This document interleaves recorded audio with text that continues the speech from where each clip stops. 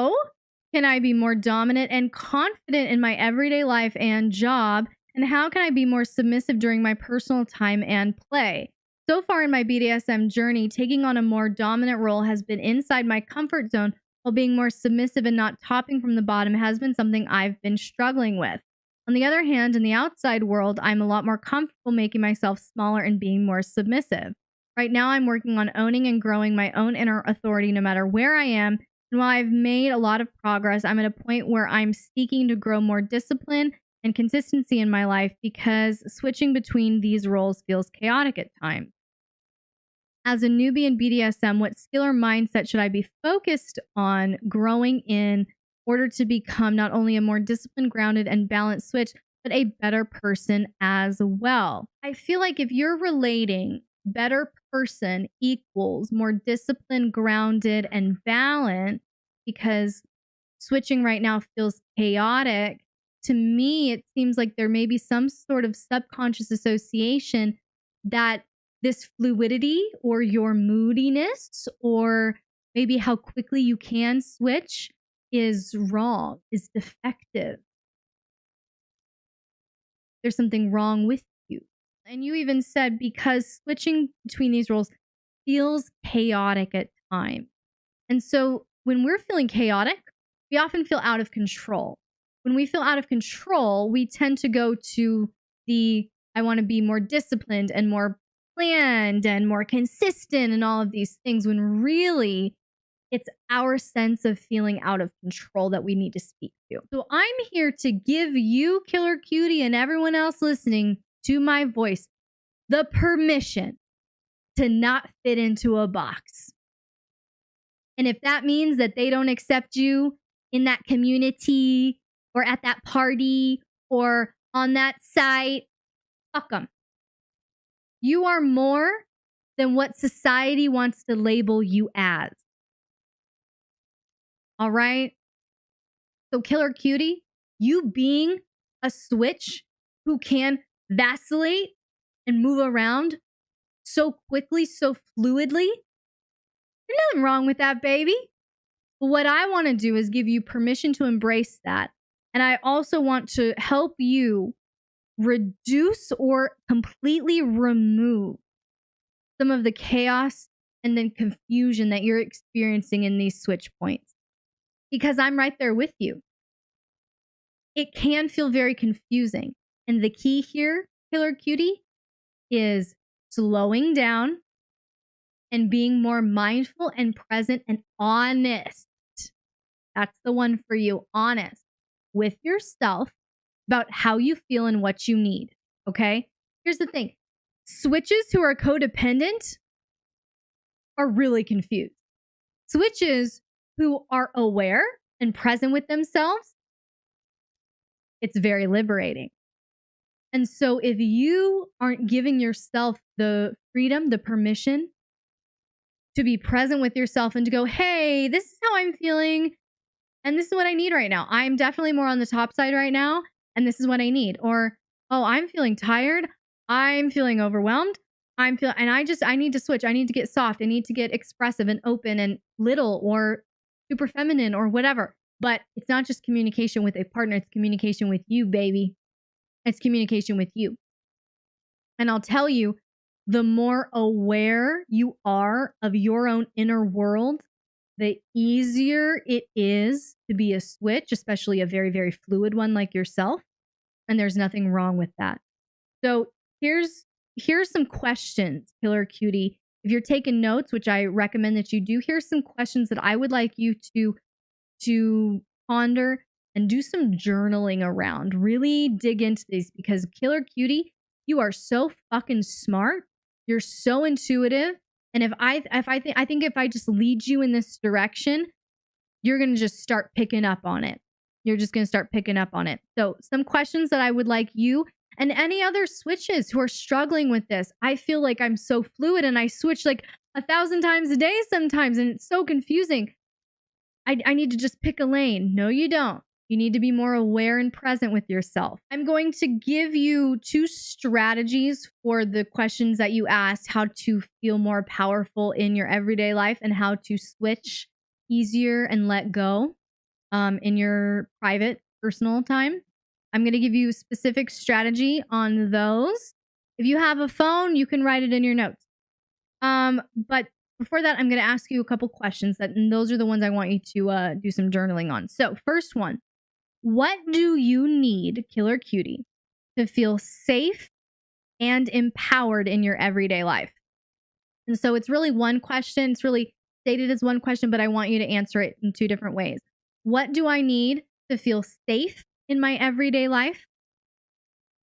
And then what do I need to feel empowered in my everyday life? They might be the same answers. There might be a lot of overlap, but dig into both of those because it sounds like there's been some sort of conditioning that's happened, whether it's cultural, family, whatever, that has told you that as you or as a woman, you need to get soft and small out in the world. And that's what we need to revert. So when we feel safe and when we feel empowered, we take up space. So if you're feeling like you can't take up space in your everyday life, that's where I would like you to start digging into. Okay? What do I need to feel safe in my everyday life? What do I need to feel empowered in my everyday life? Those are my first two questions. The next question is, I'm going to phrase it to you in this way, but obviously answer it in first person. What have you been holding back saying or doing out of fear of how you may be perceived by others? That's the juicy one, girlfriend. All right, I'm going to say it again. And we're going to kind of play it back in your perspective. What have I been holding back saying or doing out of fear of how I may be perceived by others? So when we're talking about how to take up more space in your everyday life, how to be more dominant, which is really taking up more space in your everyday life, I want you to give yourself permission to be present, acknowledge your thoughts and emotions, and take up the necessary space. So power and taking up space in your everyday life is not about being the stereotypical toxic alpha. No, the modern alpha knows what it's like to truly be powerful, which means I have so much self-control. You don't control me. I control me, and I control this situation. So I'm going to show up, give you honor, stay calm, but we're going to get shit done. We're going to get problems taken care of. Absolutely. Killer Cutie. Next point here is how to switch into more of a submissive space without topping from the bottom or struggling with that is designate time to check out of being responsible and panned out. That's the first step. Don't think of it as I'm going to be submissive now or I'm going to submit to somebody now. Don't think of it that way. Think of it as, okay, I am saying as of right now for the rest of the night, I am not going to be responsible anymore. I'm not going to be panned out. I'm not going to be thinking about this and then this and then this and then this. I'm going to give myself permission to not be responsible. Can you look at it that way for me? We're not trying to submit. We're not trying to submit to somebody. We're not trying to be submissive. We are just not giving a fuck anymore. Okay? We are just giving ourselves permission to not be responsible. We're giving ourselves permission to check out of adulting, check out of releasing responsibilities. Yeah, we're releasing responsibility. We're checking out. Really? Dominant is the responsible. Submissive is when you release. Responsible and release. Responsible and release. That's really all it is. That's how I want you to look at it. Okay? When you're being dominant, you're being responsible. When you're being submissive, you have released. Am I helping all the switches up in the house tonight or what? That is really all switching is. We are switching out of a leadership position into a position where we are led or we are guided or we just don't lead anything, even ourselves. We're at rest. There's leadership there's pursuit, and then there's recharging and rest. That's really all the switch is. And then I want you to seek out the softness. There's something I have to do. Can I be real honest and transparent? When I switch out of my dominant space, which is really how you engage with me all of the time, I have to seek out the softness in myself because I can get stuck into this very black and white leader, problem solver mode. Logical, masculine problem solver mode. And I love it and I'm damn good at it. And that's why I have this amazing community and platform that I do. But when I switch, when I feel I'm tired, I'm overwhelmed, I need to release, I then have to seek out the softness in myself.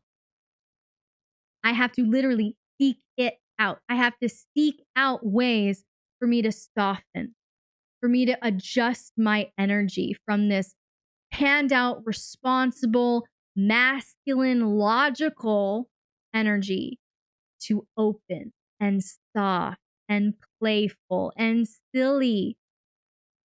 That doesn't make me submissive, but I'm seeking the softness. What it does do is it lays the foundation that if I do want to be submissive in a specific way, I can be.